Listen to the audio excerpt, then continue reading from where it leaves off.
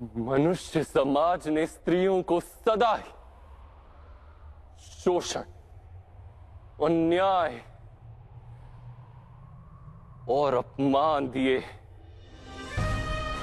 आप अपने आसपास दृष्टि डालिए, समग्र इतिहास को देखिए, तो यही दिखाई देगा कि पुरुषों की ईर्ष्या, लालसा, अहंकार, बैर, इन सभी बुरी भावनाओं का परिणाम स्त्रियां भोगती हैं। युद्ध पुरुष करता है,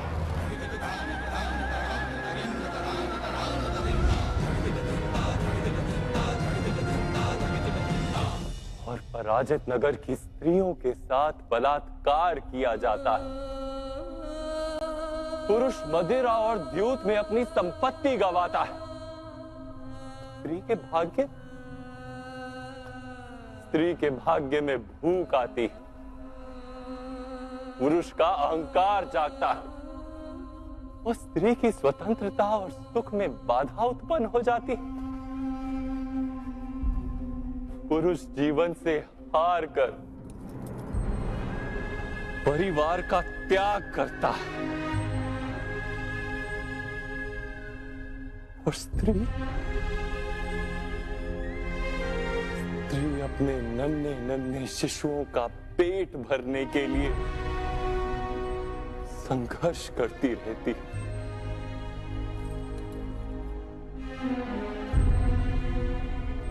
सारे संसार के दुखों की गिनती कीजिए, स्पष्ट दिखाई देगा कि पुरुषों की तुलना में स्त्रियां कहीं अधिक दुख भोगती हैं। कि किस प्रकार के समाज की रचना की है हमने, जहां मनुष्य जाति का आधा भाग दूसरे आधे भाग को निरंतर कुचलता रहता है।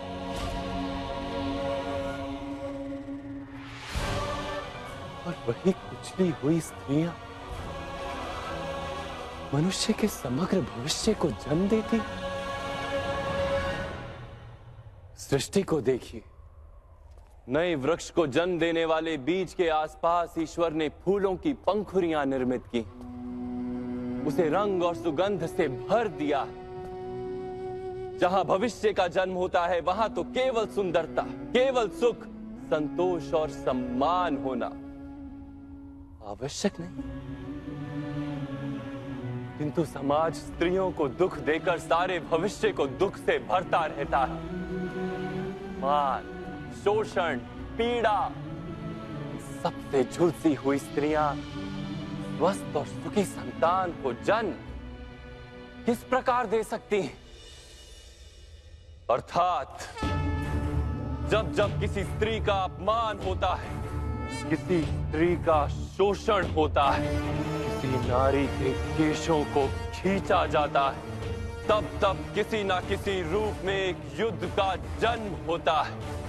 किसी ना किसी रूप में महाभारत का आरंभ होता है।